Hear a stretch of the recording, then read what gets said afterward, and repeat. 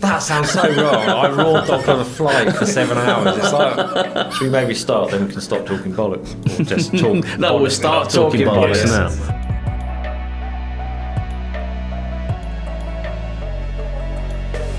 Hello, and welcome back to the Evo podcast, episode 12. Last episode we talked about what's happening this year with car industry, new cars we're looking forward to driving and putting into car of the year and all of that sort of stuff. So this episode we're going to talk about motorsport, what's happening in 2025, because there's quite a lot happening. Look at the industry, there's quite a lot going to happen there, I think. Through our fingers like that. Yeah, and then anything else we can think of. Because we do plan these. Look, we've got bits of paper in front of us and everything. John's got loads. And a box of chocolates, which we're going to devour at lunchtime, halfway through. Christmas leftovers, basically. So yeah, let's start with motorsport and Formula One, the big dog, as it were. I mean, 2024 was, I think, quite unexpected, wasn't it? I mean, Max winning the championship, but he didn't have it all his own way. It was two totally different seasons, wasn't it, really, from start to finish. I loved it. I'm a bit of an F1 bore now. I feel like I want to watch every race. I don't want to miss a race now. Yeah, that's what 24 seemed to do, wasn't it? You started to look, when's the race, what time is it? Yeah, it's just the whole ebb and flow of different races would give you completely different results. Certainly the last 2/3 of the season. Yeah. Right. So it's unpredictable. There's lots of new characters, aren't there? Lots of emerging, maturing talents, I suppose. Oscar Piastri and there's loads of guys that are coming through, and year on year they're getting better and better, aren't they? And they're coming out of their shells and a bit more confident, and different rivalries, and that's great. Yeah, and I think 25 will be quite similar, won't it? Because they're all... F1 teams never pause development because they can't help themselves, but with such a big regulation change in 26, so what we're hearing is that 25 is going to be a very gentle evolution of what we saw last year. If it carried on from where it started the season last year, you'd be like, oh, but if it carries on where it finished, it's going to be brilliant. Well, I think it will always start quite flat because it's always sadly, in those Middle East race circuits that don't actually... But no one seemed to have an advantage, did they, by the end of the year? Oh, no. So I think, the circuits are... The circuits at the start of the season aren't the greatest circuits to start the season because they're very sort of prescriptive, aren't they? And you kind of know what you're getting. And if you're on the back foot from Friday, you don't seem to move up. There's going to be a certain man in a red car, though, isn't there? Which is going to be... I think that's going to be so interesting. Oh, yeah, I can't wait. Yeah. Has he been sandbagging this year? Has he been not... I think machinery? I think the thing with Lewis is he's very easy to read, isn't he? Like when he's up, he's like bouncing around and super happy and positive. But when he's unhappy, he's just can't. He was quite dejected at times. You think, crikey, is he going to knock it on the head before the end of the? Well, there was end of the season. The rumour mill, wasn't it? He was just going to walk away and give the seat up to Kimi Antonelli and make the pain end. Make it end. But I think that's going to be the big story for the year, isn't it? Lewis in a Ferrari in a team that has been built around Charles Leclerc. That's going to be... Who seems quite fragile, actually, doesn't he? I think whenever Carlos... He does make a lot of mistakes. Sainz has been on it, he's sort of dominated him, hasn't he? And then every now and again, Leclerc's like mega in qualifying, isn't he? Over a lap, he can be so quick. If you wanted a driver to drive for your life, you'd probably pick Leclerc, wouldn't you? He's but so quick. When the Ferraris have been better than anyone else that weekend, it tended to be Carlos was the better of the two drivers. He's super smart, isn't he? I'm always blown away by how clever he is in the car, and that he's thinking like 6 cars back, who's doing this, and no, I want these tyres, and no, we'll do this, and stick to... I mean, Ferrari have always got their plan A to Z, haven't they, with their strategies. But yeah, I think Leclerc's not... He's not the kind of... He's certainly not a Max Verstappen alpha teammate, is he? He's got his vulnerabilities. Yeah. And I think... Do you think the team is still going to be built around Leclerc? Well, they're giving Lewis Enzo's old pad at Fiorano and Michael Schumacher's old room there, aren't they? Which is the first time they've done that since Schumacher, which is quite a... So they've got some respect for him. And Fred Vasseur ran Lewis in junior formulas, didn't he? Yeah, when he dominated GP2. I think Fred wanted him, didn't he? That was he obviously knows what he brings to what that team needs, and whether it's only for 2 or 3 years, they need him plugged into the team. It's not a marketing exercise, is it? It is. He's obviously bringing something that, with the regulation changes, that Fred knows. Right, that's the calibre we need. There's no one else in the grid that can do where we're lacking. Is clearly what I think Lewis is clearly adept at pushing teammates' buttons, isn't he? And playing the game. He's not as blatant as Alonso, but he knows how to get an advantage out of the car, doesn't he? Yeah, he knows how to play the field, basically, doesn't he? He knows what he's doing. He's got that. You forget how long he's been in the sport now, and was he 40 now? He is 40. Just that experience and that know-how of how to present yourself to a team in the paddock, how to adapt at the weekend when things aren't going your way or when they are going your way. You know, he's PR person's dream in some respects and a nightmare in the other. I wonder how much sim. I know he famously doesn't like sim driving, but that's going to be his first hint as to whether the car is kind of aligned with his way of driving, because I know lots of drivers struggle with at Red Bull trying to drive a car set up for Verstappen, don't they? So he's halfway there if it's a car that he feels he can work with, rather than, you know, obviously at that level, if you, even with all the confidence they have, if they feel lost.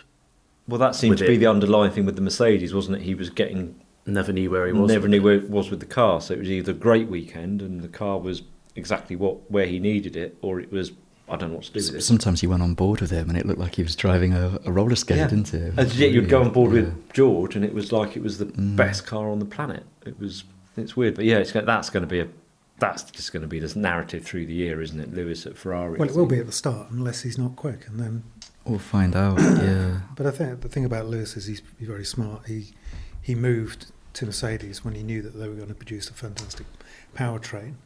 There's a big rule change coming up, isn't there, 2026? So maybe he thinks this is his last shot. His sixth sense has kicked in again. He's made the right call. I personally would love it if he did. I'm a huge Lewis fan, and I think it would be really exciting. It's against the odds, I think, at that age and at a point in his career when a lot of people would be starting. And then if you put Alonso in a front-running car, you'd kind of put a tenner on him to win, wouldn't you? Yeah, absolutely. I don't know. I think it'd be great. I mean, Red Bull is another one, isn't it? Yeah, that's the other. Liam Lawson seems to put everyone's nose completely out of joint. He's not shy, is he? But when you look back, that's exactly what Max did. It's exactly what Kimi Räikkönen did. Yeah. You know, all the established guys, and all he needs to show a bit more respect. But he's not there for that, is he? No, he's not. Whoever's around him, he's going to get in front of them, and the bigger the name, the more motivated he seems to be.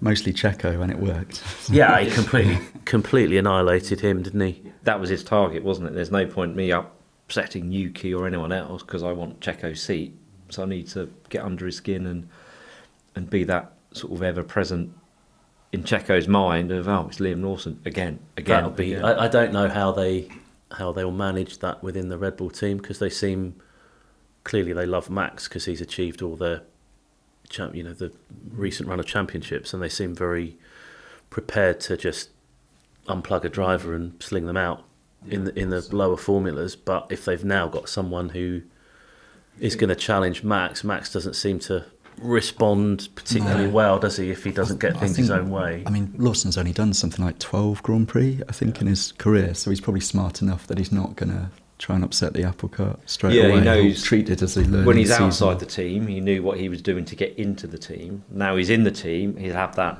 respectful thing. And that's all with any sport, isn't it? It's when you need to, if you're the new incumbent and the young an upcoming person, when do you suddenly then challenge the establishment? And that will be Liam's. I think he'll want to do it straight out of the box. Absolutely. I mean, when George got his chance at Mercedes, nearly won. Didn't hang around. Didn't fit in the car and still nearly won. You get a chance. You show what you can do. But it's how you manage yourself outside of the car, isn't it? So you don't. You look. He will want to come across as, I'm not antagonising. Or maybe be less punchy and draw less attention to himself out of the car. And that because he's got the plum, he's got the seat he's always wanted, so he can concentrate on that, can't he? But do you think Max will stick around if it doesn't go his way? Red Bull haven't had world champions that stick around for a long time. Seb did 4 titles with them, and went to Ferrari. It's hard to say. I mean, I don't know. Where would you go though? I don't know if I was. I'm sure there's clauses in contracts. If you had Max Verstappen suddenly become available on the market and you were a team boss and you could afford him, I'm sure you'd find a way to end a driver's contract. It's very hard to imagine him anywhere else, though, isn't it? Except maybe Aston, back with Newey. If Newey comes good for 26, perhaps 26, that would be. I was wondering, there's such an influx of young drivers this year. I wonder if it's because it gives them a chance to get used to a car that the team knows before really the well, important year, and then they can input to how the next car's going to be. I don't know. Invest in your young talent. Get them to develop a car that you already know as a team where the development should be going, and you can. So when you do all get into a brand new car, you've got that experience of providing the right feedback and not just saying, well, it's shit or it understeers or oversteers. They've all got huge experience now, haven't they? Lando, you kind of think... I always think of the podium shots with him and George and when they're little kids, and you kind of think of them, but they've got seasons and seasons and seasons under their belts now, so they're super experienced. But so then they'll have nearly 20 years of racing experience, won't they? Because they're all karting from 5 or 6. And there's now so many Grand Prix in a season. If you do one season, you've actually done a lot of races. But Formula One is a big step, isn't it? Formula 3, then Formula 2. Formula One is such a big step. I think mentally it must be a massive. It's more of a challenge mentally than it is actually driving the car. That's what I was going to say. How many people turn up to watch Formula 2 or Formula 3? There's a lot of expectation, not just from the team, but from the support crowd and all the rest of it. But it's all the circus that goes with it, isn't it? With sponsors, activities on a race weekend. With lower formula, you're turning up, practice, testing. It's much more conventional racing, isn't it? It's like guests in the awning of the truck, whereas you walk into the F1 paddock and you're working from Thursday to Sunday, and regardless of what's happened on track, well, you're still going to do that media interview. I think I read there was it's just the pressure outside the car, isn't it? There was a post championship schedule. I think someone had published for Max. Where his jet went in the week immediately after took his family home and then went back to Monaco. Paris, then back to Monaco, then Africa or somewhere. Then for the awards, for was the it in Africa? Then went back, but had been home to Holland to drop the family off, and then back to the Middle East for something. And that was in a week, wasn't it? Yeah, it was 7 days, off-season week. So it's the biggest challenge, probably, isn't it, for any driver, and it's up to that point. It's basically been about the driving to get the results, to get yourself into that position as well, and so driving to a higher level too. Who do we think with McLaren, Lando or Oscar? I think that's too close. I think Oscar's like a silent assassin, isn't he? He's just so. He's like the person in a film that you think is on the good side, and then it gets to the end. They shoot him all. He's the bad. Turns out to be the bad. Anybody watching Traitors? It is a bit like that, isn't it? I think. I mean, it's weird, isn't it? You kind of think you know all of them because you watch them every other weekend, but you kind of see Lando as being very almost too honest sometimes about where his head's at. I feel for Lando a bit from last year because I think McLaren cost him a driver's title. I think they made errors that strategy errors that cost him victories. He should have won 4 or 5 more races. But he made mistakes where he should have. Yeah, when taking into account the mistakes he made, but the team made 4 or 5 errors in races that cost him victories, I think. And I think by the end of the year, they've got their heads around how to manage two race race equal winners. Drivers, both with similar experience. Yeah. It's a pretty difficult thing to do, and consistently manage the best race outcome for the team. I think if they keep doing that, they probably think they're doubling their chances of winning a championship, and which driver wins is not really their concern. I wonder whether now they won their constructors' title, that's the monkey off Zach's back, as it were. Yeah. So right now we've done the constructors' title, we're going to focus on winning both now. And it was. You don't like to think there was a toss of a coin, right? What do we go for, drivers or constructors' title? But that constructors' title for McLaren would come on when we talk about the road cars. Was such an important thing for them to win with the way that the funding is of the whole group and position they're in to win that constructors' title. I think they knew they had the best chance of that because they've got the 2 drivers most likely to win and finish on the podium. Whereas Red Bull were effectively a one-car team, weren't they, for most of the season? And Ferrari's performance was slightly patchy. Yeah. So they played a blinder, didn't they, actually, when you think they were running a pretty much a sponsorless car a few years ago. Yeah, everyone laughed at them, wasn't and it? it's just gained more and more. I'm just looking at John's list. Do you want to run through what this the is? crash? Well, no, it's just crashiest. it's driver damage in 2024 and how much it's cost the team. And both Oscar and Lando are right down the bottom. You know, they haven't spent or crashed £1 million between them. No. Whereas top of the list, Sergio Perez, almost 4 million. But yeah, I just thought that was a funny thing. Honorary mention to Pierre Gasly.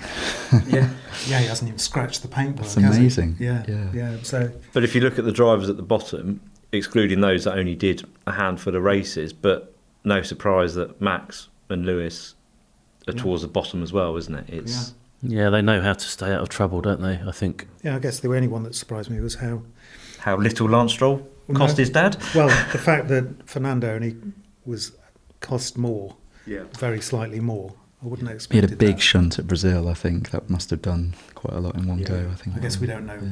It could be one crash, and if the whole car is written off. Yeah. And I guess these are estimates as Yeah, well. I mean, suppose, I would the imagine team. it cost a lot more than that. I don't know with their cost cap stuff. I don't know whether that was just a finger in the air figure or if they're sort of If that's what they put on the books. official figures. But it's. Alex Albon second, George Russell third.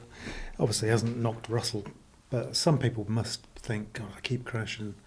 If you're a young driver coming in and you keep crashing your first season, who was it? It was Antonelli, wasn't it? Who was really quick Until he crashed. Really, Well, really his crashed. first official test for the team, wasn't Yeah. it, in Monza? But I think he'd already set such a fast sector time on his way to his crash. Only a couple of laps in, that they said, "Oh, it's all right. At least he's quick," and then crashed. Yeah, but as they always Not say, ideal. to finish first you have to finish. And I think for the young drivers, to your point, John, of how many young drivers are coming through, there's the pressure outside the car now, which is just unlike it's ever been. But for these young drivers, the pressure in is right. You give them your chance. You've said you quit. You've hounded us. Your people have put you in this car and got you into the seat. We don't care if you're quick. If you're the quickest sector time, and then the next corner you throw it off. That's no good to us. We need 3 consecutive quick But sectors. it's not like they can be half a second off anymore, is it? They've got to be within a tenth. Yeah. And they might stand a chance of being in the top 3 with a tenth. It's so close.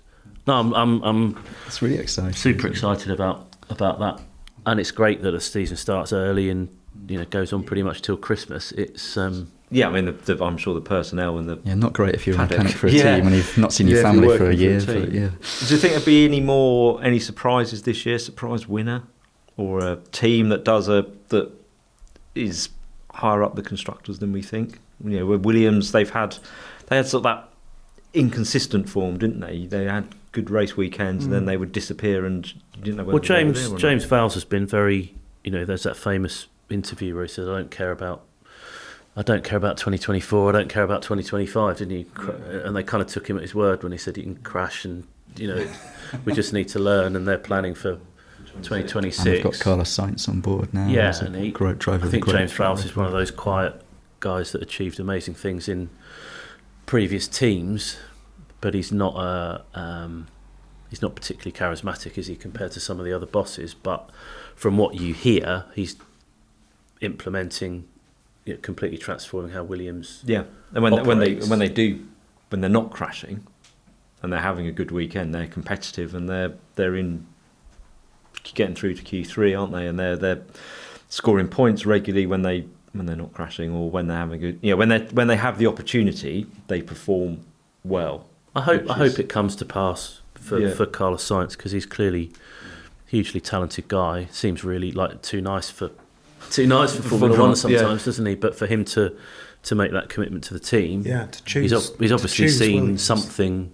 Seen an opportunity. It's a 2-year deal, isn't it? I think with Williams, is that 2 years and then see what it's like in 2026, and if he realises he's saddled with a donkey, then he'll First few go. races of the season, you'll find out. We'll use his dad's Ford connection to get into the Red Bull, which will have a Ford performance engine. Well, maybe.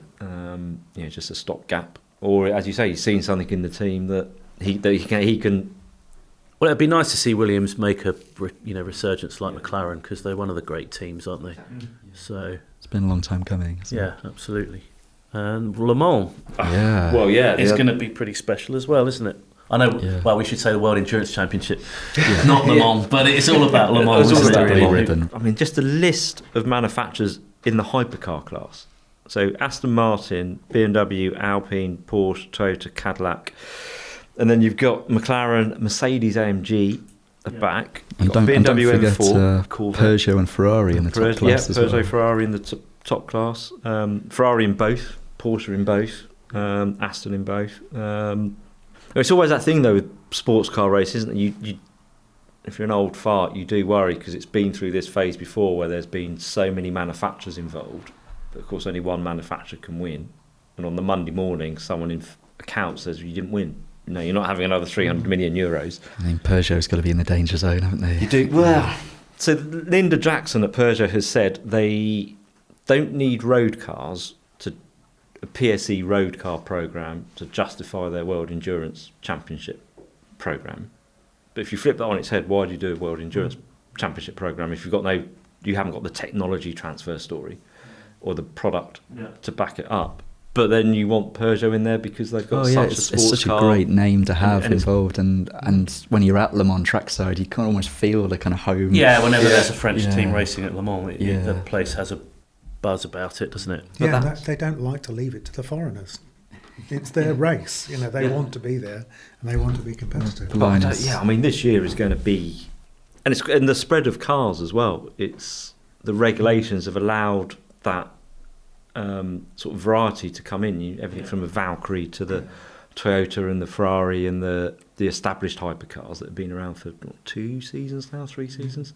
Toyota spoke about a hydrogen car as well. Yes, and there's a hydrogen car doing a demo again, isn't there, Yes, this year? it was due to race one year and it had to unfortunately pull out at the 11th hour. It wasn't quite ready, but yeah, it's going to the Mission H24. I think it's the program. It's been running for some years, and each year it makes more strides. It's quite an exciting program. But yeah, it's going to be, and the race. There's always complaints about balance of performance, isn't there?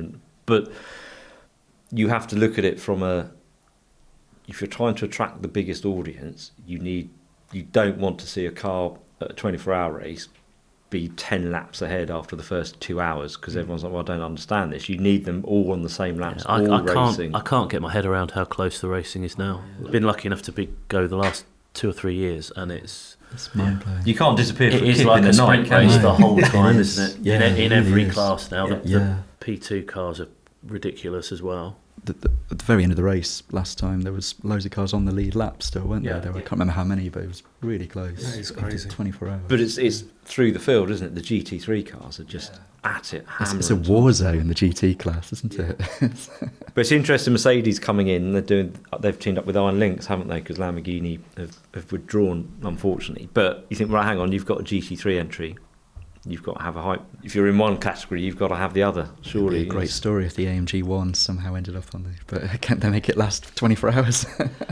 Yes, I don't think they can they? I think that would be a whole commitment to a new hypercar model. But we look at Porsche have made it work with 936 and customer teams, and you've got Ferrari using the 499 and building customer track cars off the back of it. So the manufacturers are looking Valkyrie, at it. the Valkyrie race in. car came out with the AMR Pro track only customer car, didn't it? Albeit heavily re-engineered, but that's going to sound so good. That car V12 down there. We can have a Corvette, the Valkyrie, the Lexus sounds like thunder. Cadillac sounds brilliant. Mustang sounds brilliant. It's going to be. You say the World Endurance Championship as a whole. You just hope that it's allowed to evolve and develop as it should. And I think we need a road trip. We need a road trip to Spa, actually, Stu, before Le Mans. I think. Yeah. Put that on the list, James. We'll do. Making a note now. Oh no, you don't have to make a note, James. Don't worry. I'll be reminded regularly. Otherwise. Yeah. I'm sure after this, Dickie will be WhatsApping with hotels. Le Mans got to be a must-see this year, though, isn't it? I think so. Valkyrie. I wonder with Aston Martin returning to the top class, because they used to say Le Mans is a great British holiday organised by the French, used to be the saying, and I wonder if there'll be an extra influx of Brits abroad. Well, I think this there year. always is, isn't there? Because there is such a passion for the championship anyway, and you don't need much of an excuse to go to Le Mans even if you're sort of a casual fan. But then if you've got a team to cheer on and you've got the variety, and it brings in all the car owners as well. That's, I think, is the draw. If there's a Aston Martin racing in the top flights category, you will get all a load of Aston Martin owners turn up. So. And Jota are running Cadillacs, aren't they, this year, Yeah. which is cool. Jota's a great team, British team, always outperforms its size, don't they? So that car should have won. It's been so close so many times, and they seem to just be a magnet, last don't they? 2 years, was it? And, magnet they for were a real problems underdog. or crashes that aren't their own, of their own doing. So they're due some success. So very hard to predict, but we should be there, shouldn't we? We should, watch it. Did Imola last year, and it was weird because the hypercars couldn't deploy any of their hybrid because of the regulations with minimum and maximum speed and stuff. But the racing is so close for an entire race. There is no one runs away with it. And I think the GT3 category, the GT3 category this year is going to be even more competitive, which you think every year, that's ridiculous. Something's going to change. No one's going to have, someone's going to dominate and run away with it. But they do seem to have got the regulations right to get in that variety of cars because that's what you need, isn't it? And the reliability is such that they never seem to break. They only seem to retire due to some sort of accident, damage, or a failure that came about from an earlier accident or something, or puncture or whatever. Yeah. So. And there's sort of a bit closer to home, isn't there? And a level down, touring cars has changed its regulations again. They've ditched the hybrid power, much to, I think, some of the team's annoyance of, thanks for that, guys. We've got to take all that off, and who's paying for it? But that's been really competitive for a number of seasons now. It seems to have dipped under the radar, and I think we're probably guilty of not looking into it enough and getting involved. I think the cars are a little bit hard to engage with, aren't they? Because they're not, they don't have to be based on anything in a meaningful sense, do they? It feels like a silhouette formula, doesn't it? But the racing is crazy. Really high quality racing now, isn't it? It's close and clean enough that it's not absurdly crash bang wallop, but it's still elbows out kind of racing, which is always the best. You have to be pretty much on the top of your game to get the little advantage that you need to make a bid for the whole series, don't you? Absolutely. The championship, and that's why I liked what's the guy in the Napa came third this year. Ash Sutton. Yeah. He always seems to be able to get more out of the car than anybody else, and that's a real skill. Driver. I was thinking that it's a shame that you don't get the drivers being able to do different championships, like in the 60s. They do sports cars, they do Formula One, do auto tests. Yeah. Jake Hill does a lot of historics. Yeah, that's a lot what of I was historic say. racing. He's mega. He's always at the front when he does. Absolute respect for that, because yes, he's a very good touring car driver, but it just seemed quite a narrow skill set, doesn't it? And then he goes and drives a bloody Cobra. Yeah, or GTR, R32 GTR. At times, I think he's raced a Capri before. I know, and that's great. It's great, proper driver.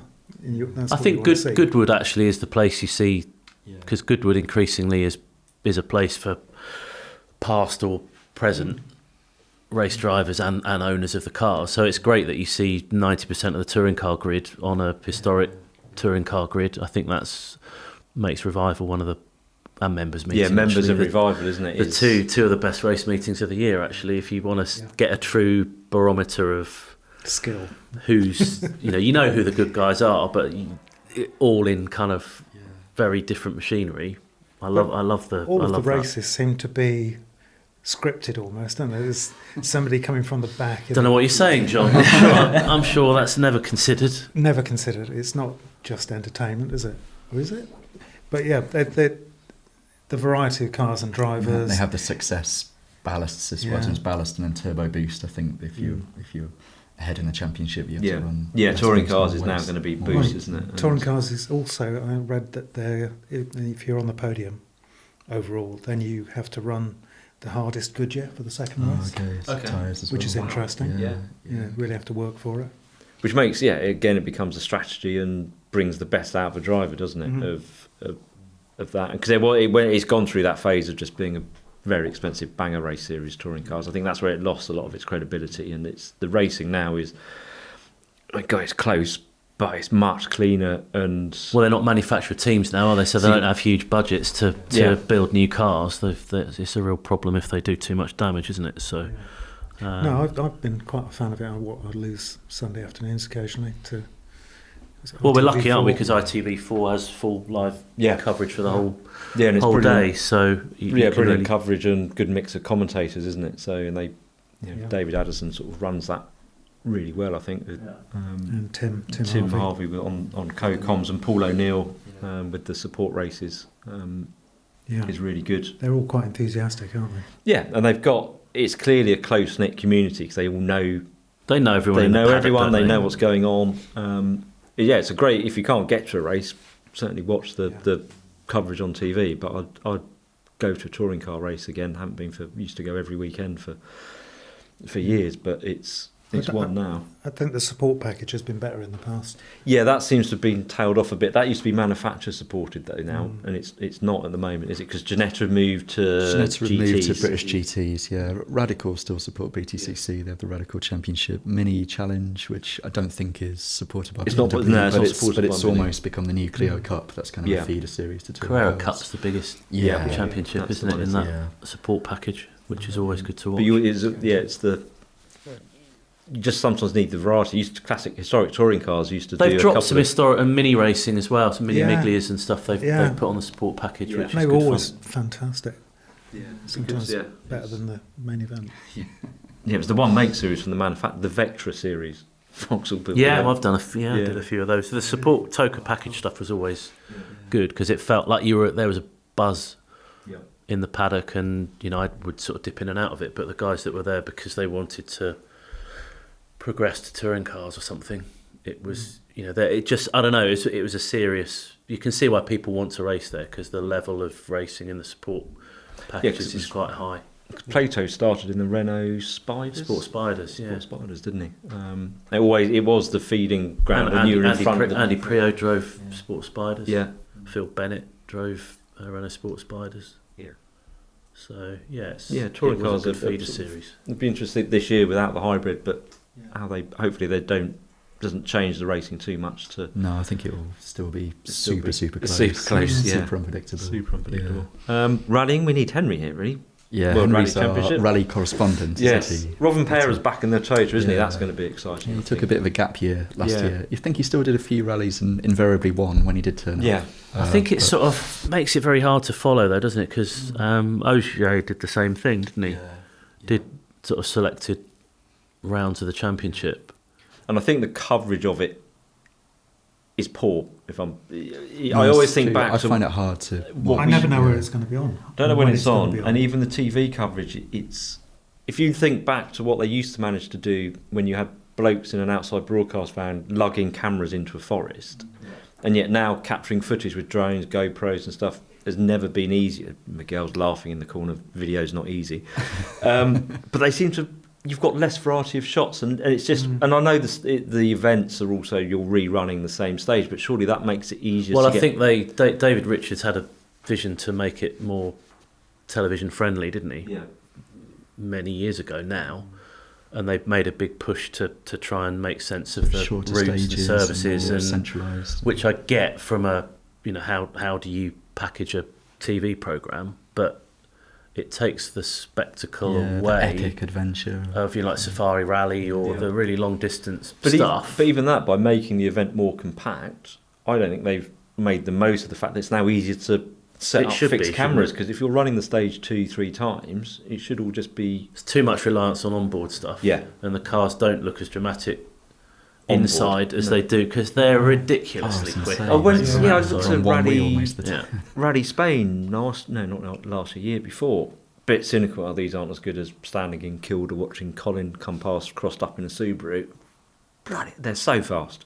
And they look amazing. And I don't. It's the damping. It's the damping. Yeah. But none of that comes. But when you're there, you're like, oh wow, this is. But if you do ever find it on ITV4 at 3 a.m. in the morning, oh, that's not what I remember seeing at the side of the road. And you can still get really close to the cars on the stages. They have worked on the super special stages in being really accessible. We're in Spain somewhere, but it had super special up and down the beach and promenade, and it was a big thing. Yeah. But you watch on TV or online, it's like this. But you watch the great. Dakar footage, which you'd think would be impossible to film, and it's mega. and they capture the essence of what it's about, don't they? Yeah, I think that's what they miss in WRC is catching the speed and the essence of the challenge, as you say, the damping, the jumps, the cutting the corners, and the cars are. I know they're sort of aero beasts now, aren't they? So they don't move around as much, but the sensation of speed because of that. Yeah, I think the raw speed is very obvious, isn't it? Yeah, I'd love to get out to a rally. I mean, it's not and having a rally GB is a bit of a pain, isn't it? Really for us. Yeah. But yeah, I mean, getting over to round in Spain or Europe, I think that's you can make a weekend of it because they are now just a Thursday night or Friday night and Saturday and finish by Sunday lunchtime. So. Rather than a city break, make it a rally break. Yeah. Well, add that to the list, James. We've got Spa, Le Mans, and maybe Rally Finland or something. That'd be good. Finland, yeah.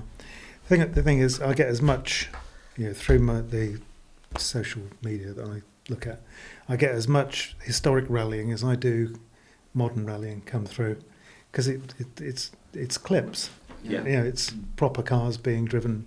Robin Perra did a bit of that. I think he went to Northern Ireland to do some stuff in a Mark II Escort. Well, the Solbergs do it. Toyota. The Solbergs do it, don't they? Race their Mark IIs and Oliver and Petter and stuff. It's but you wonder again, do they need to put historics on the package so at the end of this, it keeps people just watch to the end, so everyone gets to see, because at the end of it you're going to get Escorts, Integrales and Quattros and what come through. You need to look at. I know it's always. They have done. They used to do that, but I think the WRC cars, when their diffs got very clever, they were chewing up the stages so badly that it was then damaging the historic cars that followed with the ruts and stuff. The historics run first. Yeah. Sort of warm up. Warm up. Get people there early. Yeah, as you say. Yeah, that'd be great. There you go. We solved that. Solve that. Yeah. Good. Right. Well, we need to notify the FIA. Yeah. We need to solve what's in that box of chocolates now. So we're going to have a break and see what Nick Stafford, our hired hand who helps us on driving duty. So thanks, Nick, for the mystery box of chocolates. For the bribe. Yeah. We might come back after the break and not thank you, but we shall see you in a few minutes.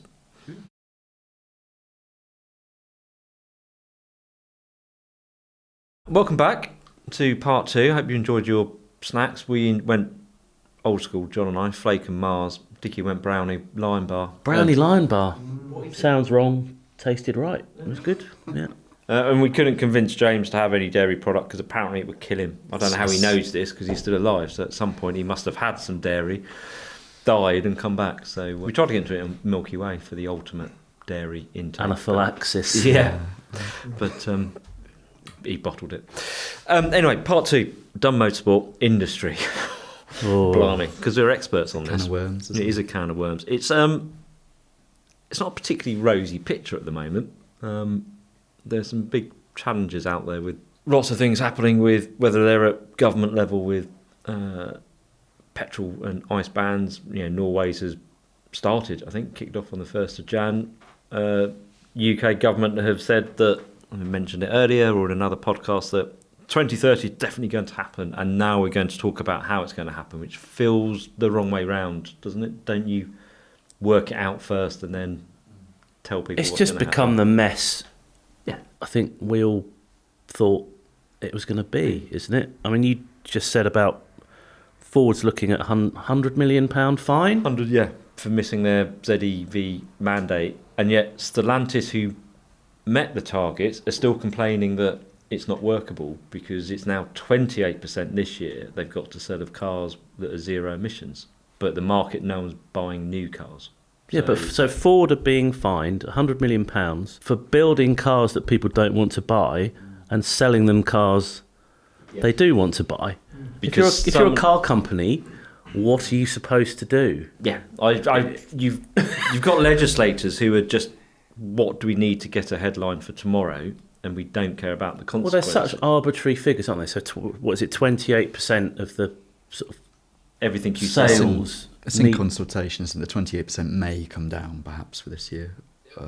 But then you've got manufacturers who plan these things years in advance. Product cycles, you can't do it once the year factories. started It's like, actually, you don't need to make as many. But hang on, we bought all these batteries. But you look at the percentage. We went through that list, didn't we, of all the different marks or brands, and the percentage split between EV sales and non-EV sales, and almost to a brand, all the volume manufacturers that sell cars to normal people for the everyday cars are a mile off. It's only the high-end luxury premium Rolls-Royce manufacturers that get anywhere near the number they're expected to, which pretty much tells you everything you need to know about electric cars, doesn't it? At the moment, they're all too expensive, and people that need to use them like a normal car either can't afford them, don't have a means to charge them, or simply don't want one. Don't want one. You can't just overnight tell everyone who's got a car, you've got to go and buy a brand new car because we've told you so, because we've signed up to protocols that says we're going to reduce emissions, and we've gone for the lowest hanging fruit, which is the consumer on the street, rather than big industry, or whether it's shipping or aviation, whatever it is. We've gone for the consumer, and you just can't convince. You can't someone. force the pace of that change, can you? I think they thought they could, simply by. And some manufacturers are, they are working the work the manufacturers are doing. We give them a bit of a kicking over it and stuff. But like Vauxhall have now got, and a couple of other brands as well, price points on EVs and internal combustion engine models are the same. They've managed to get price parity, but actually when you look at it, it's because they've increased the price of the ICE car. Not to the same, they brought the EV price down, but they've also increased the price of the internal combustion engine car to try and get as close as possible.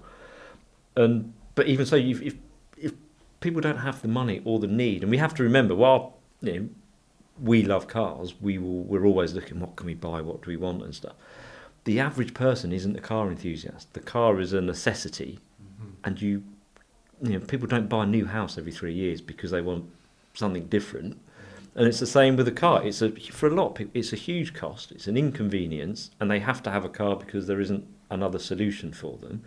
So if you're then trying to force those people to spend 20, 25, 30,000 pound to replace their 2, 3, 5,000 pound car, that was never going to work. Not just our government, every government sit in a bubble of, well, we just tell them what to do and they'll do it because we've been elected to come up with these decisions and they're going to listen to us. It just feels like it's not self-harm, is it? Because the manufacturers wouldn't have chosen to do it if they weren't told to. But it, as a sort of Western economies, car industry is a massive employer and generator of revenue, and it just feels like we're totally destroying our own industry, and we'll wonder where all the cheap electric cars will come from. They'll come from China, won't they?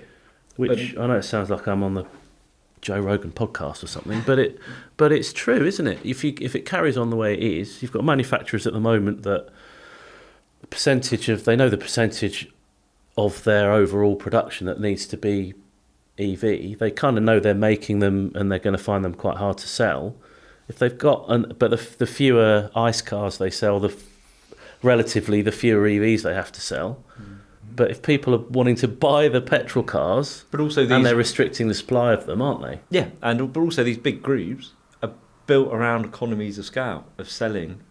Yeah, they can't suddenly turn their factories down massively. That was Q4 of 2024. Well, VW just switched them off, didn't they? 35,000 job losses,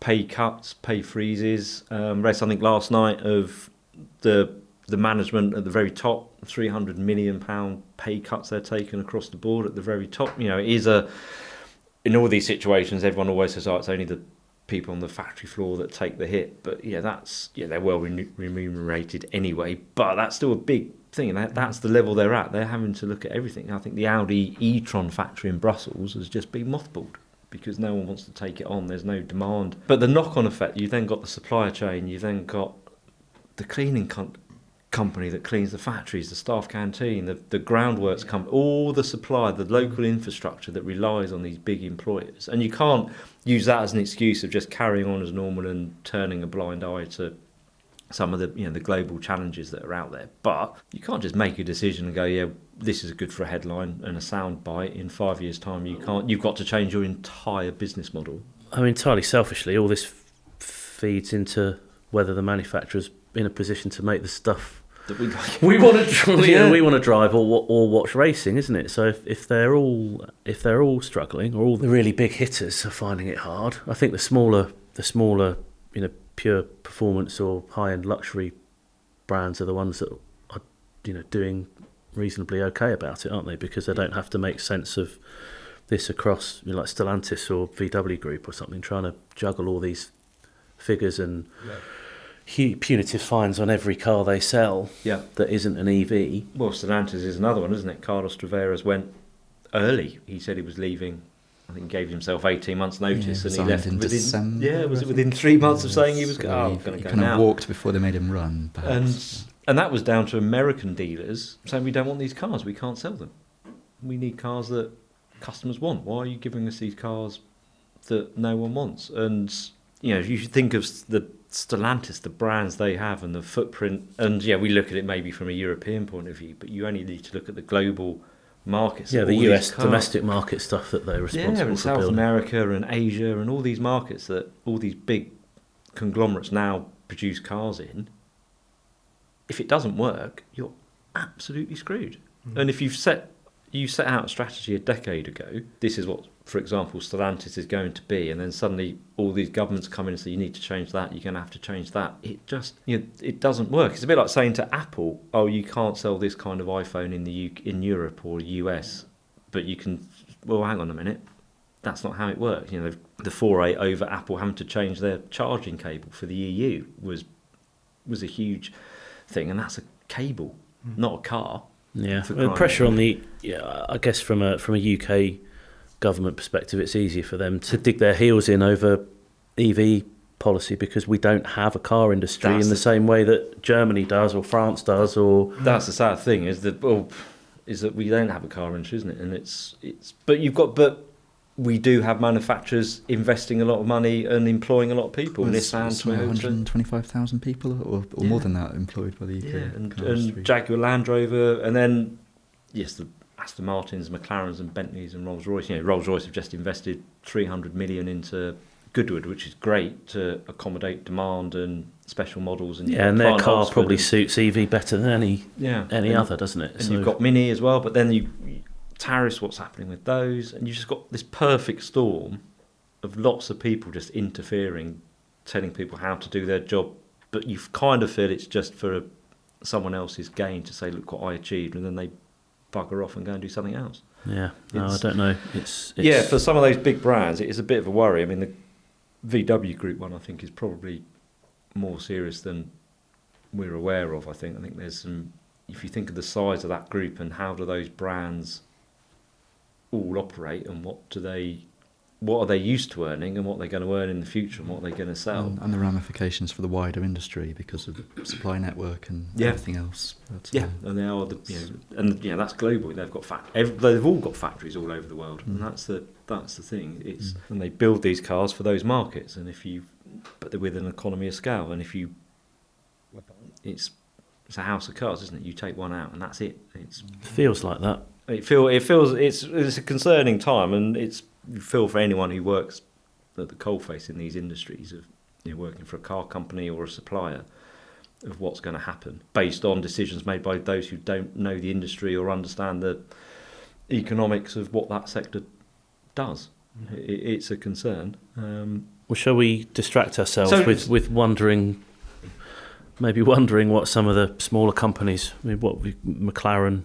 New McLaren, ownership is. They've got new owners, haven't they? New funding. Be interested to see what happens there. I think Michael Leiters, he came in when it was probably at its worst with the Artura debacle. It's still Middle Eastern fund, isn't it? So just move from one side of the Middle East to the other. From a pure investment point of view, it's hard to imagine they're going to be much different, other than wanting to put slightly less money into a black But hole. their new owners, CYVN Holdings.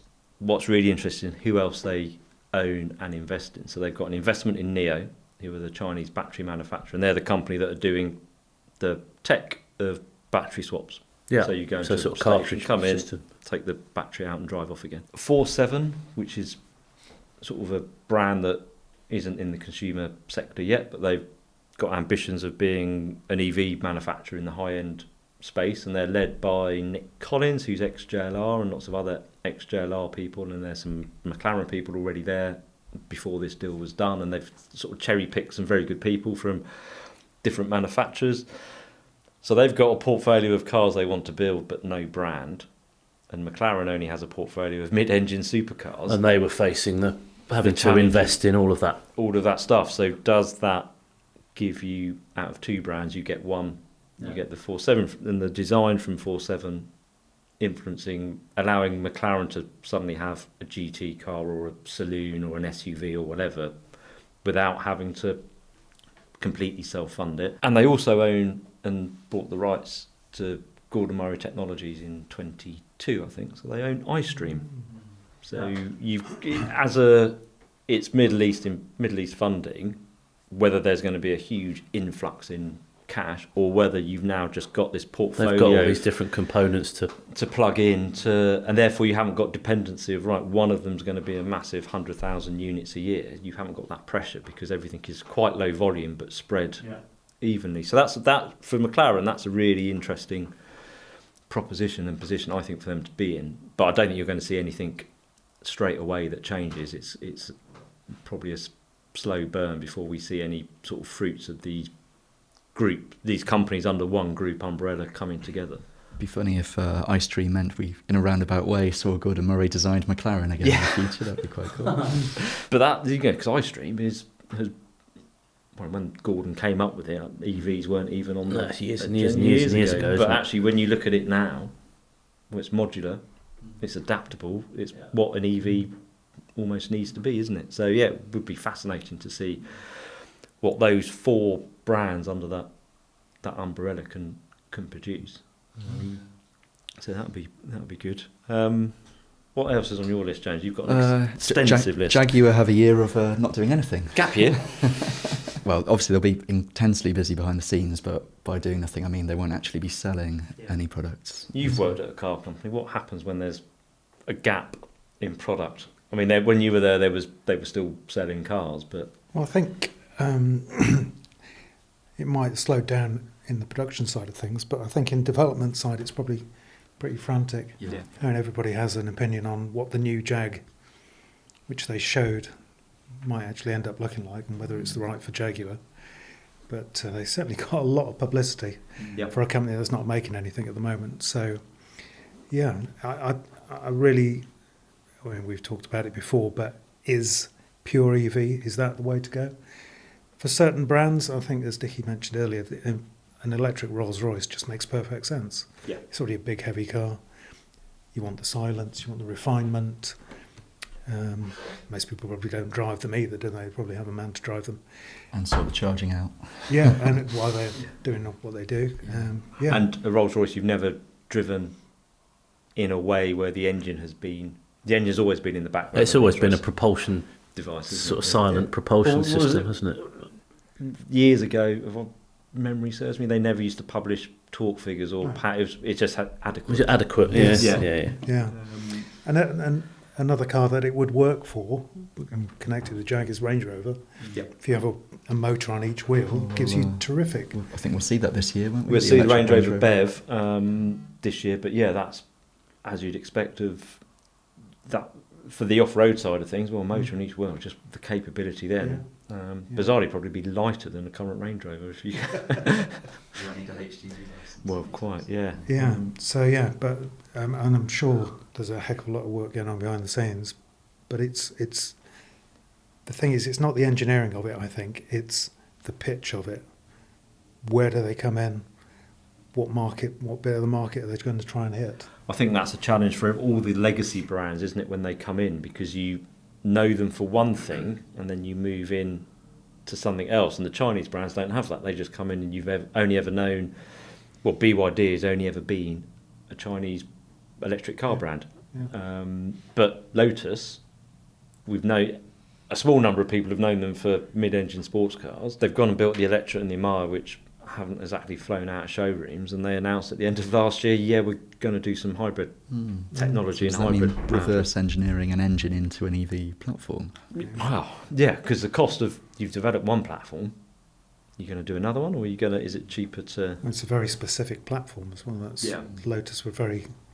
Yeah, it must be hard. I upfront mean, about yeah, it, weren't they? Volvo and a few others were putting BEV kit into ICE designed cars, weren't they, for a while? And it's obviously easier to do that than the other way around, isn't it? Yeah. So, Well, Polestar 2 is a ICE Volvo, isn't it? But 3 and 4 are the first pure Polestars that were designed from the ground up as electric. But yeah, you wouldn't be able to. So you could put an engine in a Polestar 2, but I think putting it in a 3 or a 4. And obviously Lotus and Volvo are both owned by Geely. But yeah, the platform is designed to be electric, which gives you lots of other options, which then don't suit reverse engineering. If you do it properly, anyway. Yeah. Specific. well, it shows no one seems to know their arse from their elbow, do they? They do, but they don't know what to do for the best because they thought building electric cars was the best. Yeah, because they were almost told you have to build electric cars, whether they thought it was for the best. But that was, the hand was forced, wasn't it? Well, obviously, yeah. I mean, I suppose they're all in Bentley and that announced they were going all electric, weren't they? Yeah. And Which Ford has of since been Europe, postponed a little bit. And Ford of Europe did, Lotus did, Jaguar did, and they're all. I mean, Bentley's okay, isn't it? Because Bentley, yeah, it's got its hybrids and it's pushed back its full electric by intentions. a Couple of years. you've got that option if you have a platform you can still build and sell. It's the haven't you? manufacturers that will come into the end of existing ICE. I think they life felt like they cycles. would have first mover advantage going full electric, but actually you want to be the sort of last mover now, because Last then mover. everything hopefully will have shaken Yeah. itself out a bit. Yeah, that was Ford's thing, wasn't it? Is S-Max, Galaxy, Mondeo, Focus, Fiesta all were coming up for replacement. Do we start on a new ICE platform, but everything's going electric? The last thing you would do is develop two in parallel again. Yeah. But then you've got BMW Who have. develop platforms that Yeah. can be adaptable for multiple powertrains, from ICE to full electric. And we're to your point, we're quite late Yeah. to And that. none of those might be the absolute engineering optimum, but if they work, if they're flexible enough to work, Might be better for the company. rather yeah, than the it's actual a car. hell of a conundrum to try is. and work out. Yeah. But as we said in our previous podcast, this year there's some really great stuff coming. Well, isn't there? that's the thing, isn't it? Is it could lead to Some of which is hybrid, some of which is pure And I ICE think- still. I think so. you mentioned it, John, on a previous podcast. You've certainly written about it. The M5, it's big and heavy because it's got to accommodate that hybrid powertrain. But would we rather have that than no M5? Yeah. Would we rather have? Can you make a pure electric M5? There's on going the cards for a while, wasn't it? They were- yeah, the M3 they've said the next M3 will be full electric and with a hybrid option. Okay. Yeah, they are literally covering all bases, but they've got the platform to do that with. You've got an i60M, I think, isn't it? The And the cash, maybe. I suppose it takes a lot of reserves of capital. Well, that's what they have to go to markets. That was Herbert Diess's moan, wasn't it? That when he was at Volkswagen, is that because they weren't already an EV manufacturer, they couldn't raise, despite having billions in the bank, they couldn't raise the funding to go all in EVs. But someone like Tesla, who were already an EV manufacturer, found it really easy to raise funds for because they were already doing it. And that's where the legacy manufacturers, it's cost them a fortune because they've dipped into their reserves and had to raise the finance and the backing. And they've still not had the return on and they're not getting investment. the return. And Plus it's the some perfect penalties storm. on top. And then penalties on top. Yeah. But yeah, it has, to Dickie's point, it's leading to some fascinating cars. There's lots of noise around hybrids of whether they should be allowed in. They're not going to be allowed in to be counted as zero emission vehicles after a certain date. But Maybe some will and some won't. It's all in Yeah. consultation at the moment. But an M5 now makes a pretty compelling proposition as a company car now, 8% benefit in kind. But if that gets people used to driving on electric power, then that's a good thing, isn't it? If they get used to driving around locally and they realise, actually, I could have an electric car for one thing and I think it's just very hard to... You mentioned your Panamera hybrid that you ran a few years ago, 1,100 miles to a 1,100 miles to a tank, because you realise how many... The first Panamera hybrid I drove nearly probably 15 years ago was absolutely awful. 8-9 miles but it wouldn't do that at all, and it charged on the 3-pin plug and it took forever. The one I had a couple of years ago, 30, no, more than that, decent amount of electric range anyway, that just over 30 miles, that you realise how many short journeys you do. But on top of that, the regen hardware and software is now so much better that it was constantly recharging the battery. So the old arguments of plug-in hybrids, you're driving around with 2 powertrains, becomes less of an argument, because actually if it's constantly recharging, it's one system, it's one system working together. And now there's hybrids with 50, 60, 70, 80 miles. And if that's a stepping stone to getting people to driving around in urban areas on zero emissions, is that not a good thing? Rather than sticking with a 20-year-old... It doesn't even need to be the stepping stone, does it? Because they will actually be driving around urban areas on zero emissions, but then they've got a car they can use to drive as far as they like, as fast as they like. And the argument, well, if you don't charge it up, you're not getting the full benefit. But I think if you're going to buy a hybrid that has that length of miles, you would charge it up, because there's a benefit. There was no point you charging. You wouldn't bother if it's a handful of miles, but there's no point charging something for hours and hours and hours for 8 or 9 miles. But if it's 50 or 60 miles, then it is worthwhile, because you'll leave in the morning. You could do your whole weekly commute to the station, school, whatever, on electric miles. But to Dickie's point, when you go skiing, go and see the family, friends, have to go further afield, you go to the football at the weekend. It's one car that does everything, isn't it? Rather than 2 cars that do the job of one. Or to flip that on its head, the conversation we had the other day about Nick, former editor of Evo, buying an old Tesla Model 3. That's the other way, isn't it? Well, electric cars become bangonomics. I was amazed. Nick said, I caught up with him the other day, and he's bought a Model 3 dual motor for 15 grand, which is like a 3-year-old car. So I think it was probably 65 grand when it was new. Makes brilliant sense at that, because he was looking at for similar money, buy a 3 Series Touring or something, but actually with a decent warranty, Tesla does everything he needs it to, and for that kind of money. And then you keep your 911 for high days and holidays, and you've got 2 cars and stuff. But somebody has to buy the electric car in the first place, don't they? But it's like everything. Everyone has to buy. When depreciation was a thing, well, that appears to be coming back with a vengeance, doesn't it? But someone had to buy in. Yeah, the big Audi A8 the kind of nice, expensive, luxurious cars that the first owner is always going to lose a fortune on, but they still buy them. Yeah, someone had to buy a 996 turbo when it was new for it to become a £30,000 996 turbo, and it does rely on that. But that's back to the hybrid point. If it means it gets if that's the cars that people want, if they feel I need to have some zero emission driving, but I want the security of being able to go wherever I want when I want, is that not better than people not buying a car? Because we need people to buy cars, because society is geared up for people to buy stuff. I think for the most Evo kind of cars as well, the hybrid stuff now is making them really interesting and capable and effective machines to drive. They're quite unlike anything before or since, but they still feel purer and more natural than the equivalent electric car. When we've mentioned the M5, but 296 or Artura or any of that high level stuff.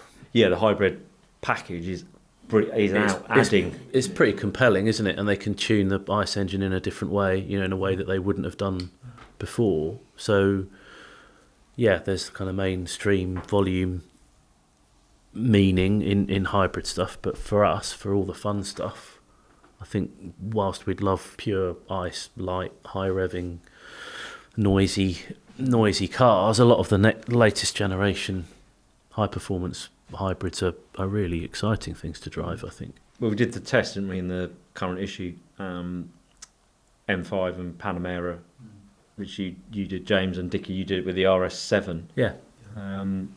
M5 was much the more fun car than the RS7. Yeah, it was more fun than the Panamera too. Yeah, because, and I know we hate the infinite kind of configurability of the thing, but the basic means to, I mean, X-Drive is great anyway, whether it's hybrid or not, but it certainly seems to work really well with a hybrid powertrain. Yeah. It's great. It's really. And does it feel like you're lugging around two big powertrains, or does the technology, the wrist, axle steering, the way that I don't think you're aware with is... a powertrain. I think you're aware of what dynamically what the car's doing and the way it manages to turn into corners. You know, very occasionally you can feel that the wheels are obviously doing funny things at the back to give the car some kind of energy, but the powertrain side of things, it's pretty seamless, isn't it? Yeah, it's just a really impressive. You know, it feels like an M5. It feels like an authentic car, where we probably rightly were slightly stunned by how much it weighs, and it is an absurd amount to 2.5 tons nearly. Yeah. But you're very rarely aware of quite how heavy the thing is. Even when you're trying to stop it, it seems it's work very well. Probably more aware of how heavy a previous generation car is if you were to get back in it, because it doesn't have the technology. Yeah, I think it'd be interesting, wouldn't it? Drive a previous gen. Yeah, that'd be an car. Interesting back-to-back test. See which it's lighter, but it doesn't have the technology to help with manage the mass and manage the. But it wouldn't work with the CS, because the CS was fantastic. Yeah. There's always something to confound our. Yeah, which again, disguised its mass. Yeah.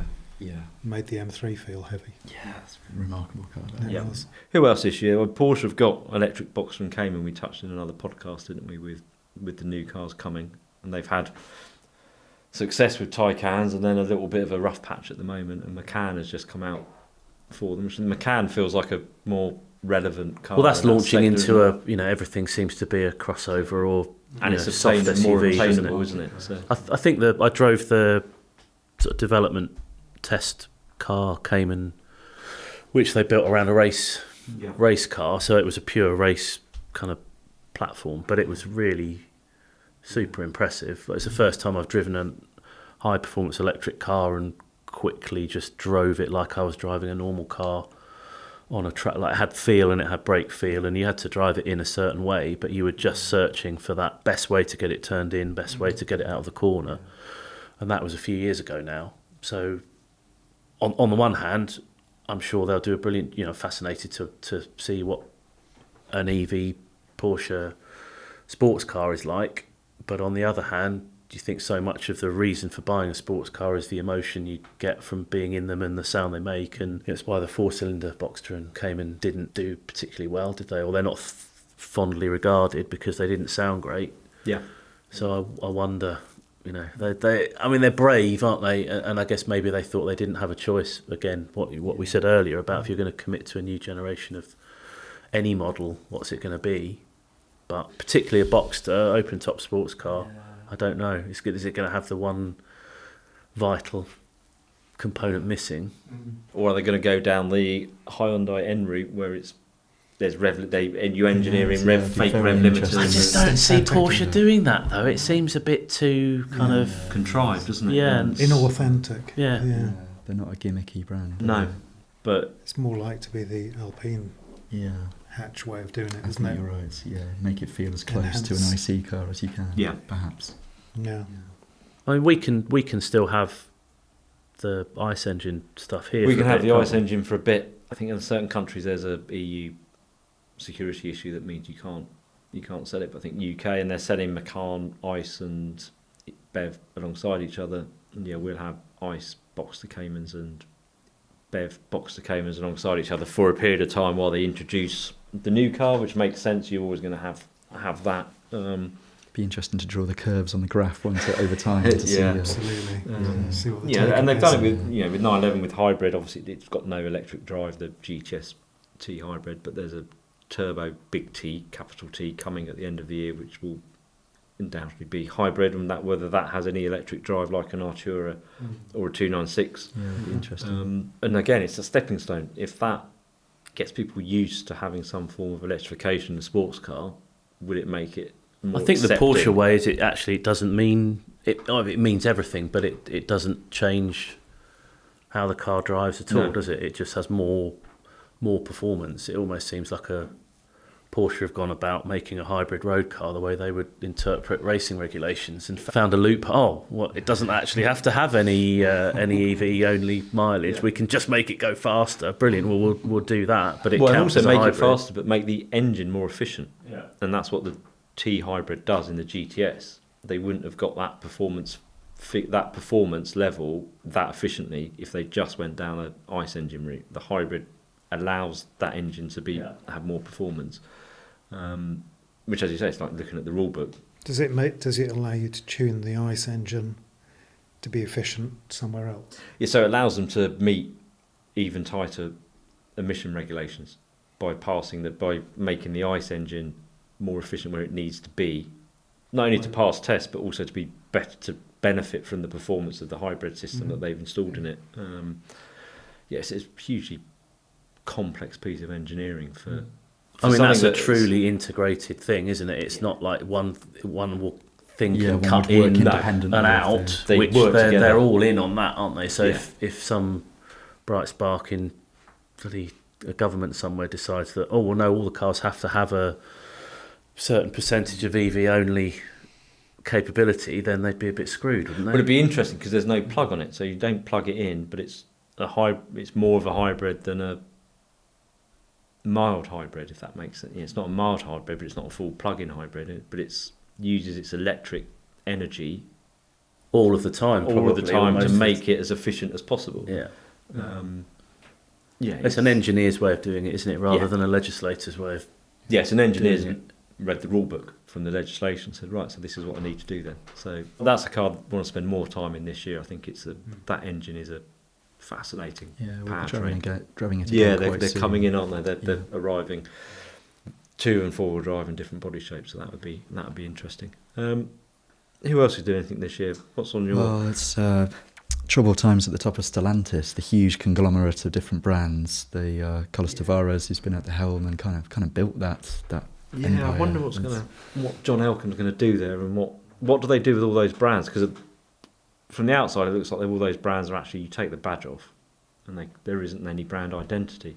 There's such a disparate bunch of brands anyway, isn't it? They seem to make no sense to put them all together somehow, or there's no cohesion. Whereas I think VW Group had a long time to refine it, didn't they? When they first had Skoda, you think, well, where does that fit in with everything else? But over time, everything's kind of become logical. Where does Jeep fit with Maserati or Alfa Romeo? Yeah, they don't. Dodge with Peugeot. There's the synergies just aren't, and the synergies aren't there, and the product. Or you end up putting the wrong badge on the wrong product that kind of runs across too many brands. I don't think it's. I think you'd be brave, whoever they're approaching, to take that on. You'd have a lot of questions of, right, what can we do? Which ones can we ditch? Sadly, we might be back to it's the perennial Maserati and Alfa Romeo, like two of the greatest sports car or Italian car marques ever, and nobody seemingly can make it work, can they? Reinvigorate them for long enough. You think the growing pains Maserati's been through. They were going through a reinvention when we first launched Evo. Yeah, first issue, wasn't it? That was the first And they kind of made sense of that, and then they sort of lost their way, or they changed own. They moved around within the group, and just seems like a bit of a hot potato. Someone nobody wants to hold on to for too long. Yeah. Alpha's the same, isn't it? It should be. Everyone that loves cars loves Alphas, but nobody ever seems to be able to make them work either. No, you would have thought. My hope under Stellantis was that Alfa and Maserati would get closer together to give them the volume and the synergy of, right, here's a Giulia, here's the Alfa version, and we'll do a... Maybe they're too close though, aren't they? In the level they were at, they're all there's not the hierarchy there. They would both see themselves as rivals, not stablemates, wouldn't they? Yes, but you should, the entry level Maserati SUV should be a Stelvio, and then you do one above it. Who would be the subservient one? But that's the problem, isn't it? Who would have the range topper, Alfa Romeo or Maserati? And who gets to develop the floor plan? It's always That's the competition. Well, the Alfa MC20 comes out first, and then Alfa get the limited run 33 Stradale.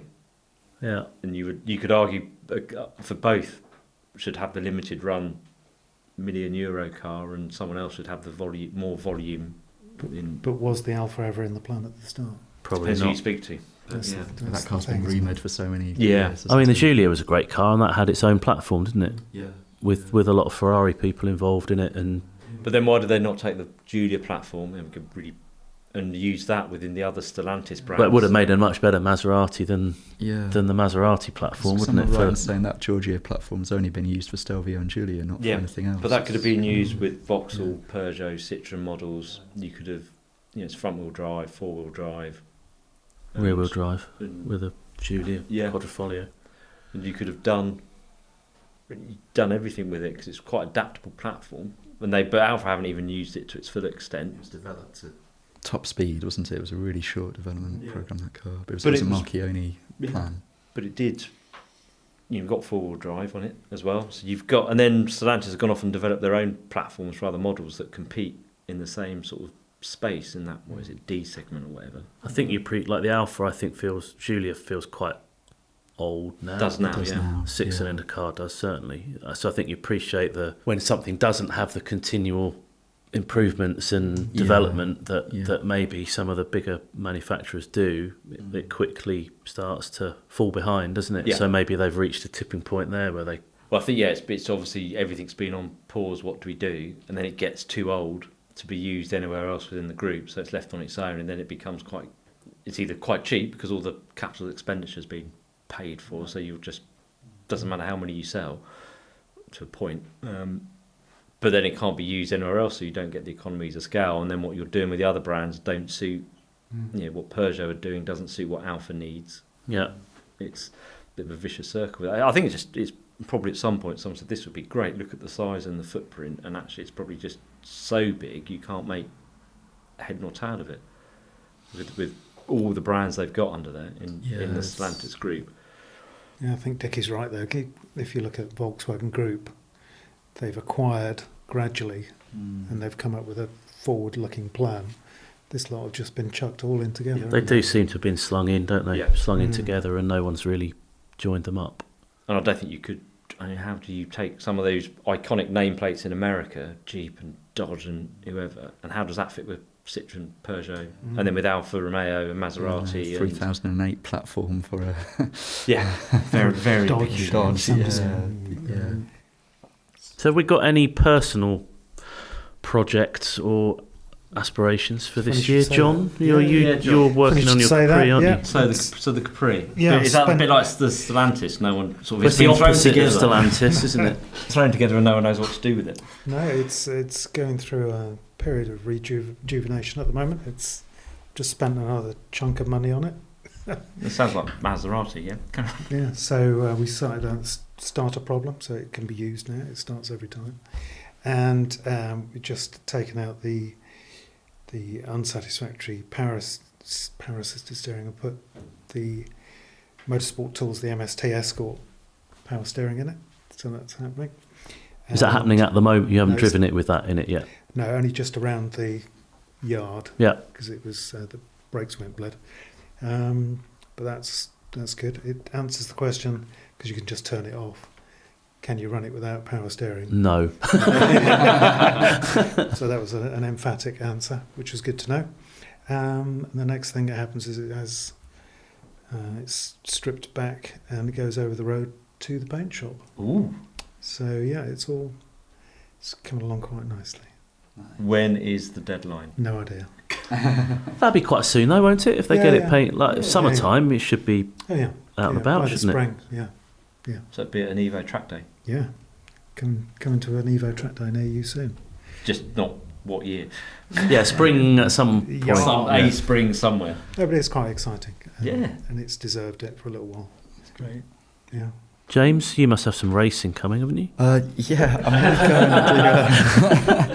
That's why we recorded 2 podcasts back to back.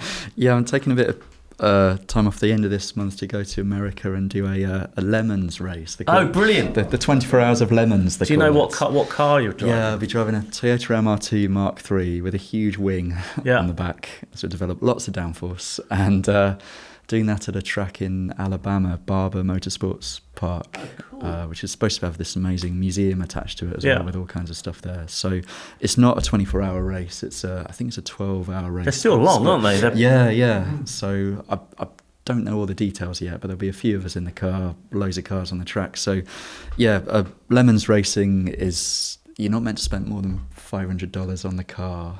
Sounds like you've spent that on a rear spoiler that wasn't required. Well, I spent more than that on the flights to get there. But it's a team. It's somebody I met at the Indy 500 as part of the team and invited me to come out and have a go in their car. So I'm really be great excited about that. Yeah, I'll let you know how it goes. If you've got a hacksaw, you can just take that wing off.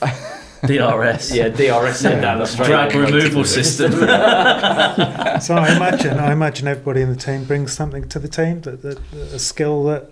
Yeah, I don't know what mine is, but You've got to be the driver, not being scared. I'll have a go. How many drivers? 3? 3 or 4, I think, in the team, and loads of cars on the track. How many on the grid? I think it's more than 50 cars on there, so there'll be lots of traffic out there. Wow, a bit like a VLM race. Yeah, just at slower speeds, I think. And that'd be great fun. So does it run into the darkness then? Yeah, I think they split the race into 3 segments, I think. So I think there'll be a sort of daytime one, a nighttime bit, an early morning bit. It's good that it's a bit like Race Remembrance. Yeah, exactly. Yeah. Good, so you've done your research, so you know exactly what you're letting yourself in for. Yeah, All you know yeah, so it far looks is you've got an pretty MR2 with a crazy. massive wing on the back. Yes, yeah. It's no, I'm really looking forward to it. Have you been to that circuit before? No, I've never been to that bit of America before, so yeah, it's going to be an adventure in every sense, I think. But I'm quite excited about it. I'm sure you'll fit right in Alabama. Yeah, I think so. Yeah, the accents will be And the Bible Belt. right in there. Yeah. You don't think this year, Dickie? I hear you've got a black sports car. I do have Like a black John sport. has a Yeah, I black think it was. sports car. I haven't looked in the garage for a while, so someone might have stolen it, and I wouldn't be aware of it. So no, I want to drive a Porsche more. Be hard to drive it less than I did last year. Ferris Bueller trying to get the miles off it. So yeah, I need to tidy up a few things on that, but take that on a few trips. I want to get my 106 Rally going again as well. God, you own one of them. So yeah, that's been sat outside for some time. So I need to drag that back with my mate Chris, who's got a workshop. So it can sit inside. No, I think he'll drop all the fluids out of it and check fuel lines and stuff, and we'll do that before we try and start it up. But I think it's basically going to need proper restoration. I think. Mr. Tipper then. I think it's going to need even more than Richard's skills. But no, I think it needs a proper strip it back, and I'd like to do a few. I hesitate to use the term resto mod bits, but I'd like to put 106 GTI power steering on it. I think because that'll make it a nicer thing to. Because it's quite heavy, and Is it quite a lot of turns, lock to lock? it's not as slow as like a unassisted 205 GTI used so to I had be. a 306 that felt like it was about 18,000 Yeah, turns. no, they were like 4 turns, weren't they, on a 205? But yeah, I think it'll just make it feel a little bit more agile. It already had some engine work. Maybe change the dampers, and I'll keep all the standard bits. But yeah, just pep it up a little bit. And sounds great. so I miss it. I used to love driving it. It was a great little car, but I've just neglected it due to other life tends to get in the way of that sort of stuff. Yeah. So no, I'm looking forward to that. I'll definitely do that this year. Definitely. Definitely. Stu, Maybe. you got any ambitions? Well, I've booked with some mates to go rallying in October. We're going to go and do the Phil Price day, because otherwise we don't do anything. We talk about it. We have fantastic conversations in the pub about what we're going to do. That's supposed to. I've never done it. That's supposed to be really good. Yeah, though. so we're heading down to go and do that, not till October, but being disorganised, we have to get in the diary now before everyone else books you up for stuff. So, doing that in October. I don't know what I was going to do for the year. Trying to avoid as many meetings as possible, but I don't think that will happen. You're not very good at that. No, I'm pretty You're rubbish as good at at that as I am driving my 911s. Yeah. Just see what the year brings. I think having gone through this, we need to get out and and do Evo some Track of Days. Evo Track Need Days. to do That's some a Evo Track perfect Days. opportunity Yes. to plug the We'll Evo be Track at the Days. Evo Track Days. When do we know the dates for? Not yet, is it? But Not yet. So we're finalising the dates at the moment with Goodwood and MSV. So they will be in the usual summer. Hopefully, we'll kick those off in May, and they will run through the summer. So as soon as we know, you will see those on the site in the mag, and we've plugged them to death on here. I think for this year, it's going to be more of more work-based stuff. Do more video, more trips. yeah, we've got some big Getting stories out, we've got coming some, up, yeah. haven't we? That we can't say anything about yet. But We talked about some good stories. Haven't organised any yet. Yeah. But, Oh, I don't know. We've organised some. But no, there's some exciting stuff coming, isn't there? Yeah, there's lots happening. Everything we've discussed, all those cars that are coming through and older bits, and we've signed some exciting. Have sort of signed a new license holder in Italy, and they're really proactive with doing stuff. So I want to spend some time over there with them to get into their world of what's out there, of what we can do and stuff. So hopefully we'll be bringing that to you guys as well. Good. Yeah, just more of the same and more of it is the plan for this year. Excellent. So yeah, I think that's probably a good place to wrap up. You guys are off driver training with Mr. Ripley next week. Yeah, John and I. Yeah. James and I in a couple of weeks. So yeah, we'll be continuing all of that activity with Paul through the year. So keep an eye on what we're doing there. But yeah, for this week, Dickie, James and John, thank you very much. Thanks, Stu. Thanks, everyone. And we will see you next time. Thank you.